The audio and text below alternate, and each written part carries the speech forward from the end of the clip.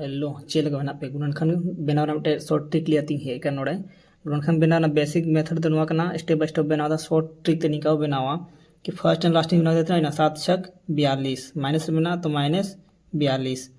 और बीच चे में ना -11 तो -11 तो 42 ऐसे नंबर तोड़ा में कि जेमन गुना लेखा 42 हिजुमा और नुआ किन जोड़ लेखा -11 हिजुमा तो जुदी -14 और 3 गुनाइन तो -42 हिजुआ और नवा किन जोड़ी तो -11 हिजुआ तो 14 और 3 तोड़ा केदा और नोड़े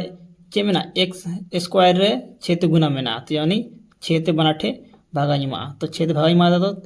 3 दूनी 6 और 7 दूनी 14 3 दूनी 6 और जो साइन थे ना झावना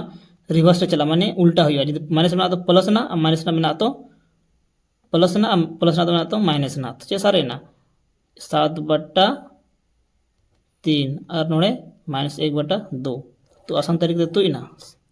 तब मिटा क्वेश्चन बना होता लाई तब पे 2x² + 7x + 3 = 0 तो ना ट्रिक लगाते आंसर लाई तब पे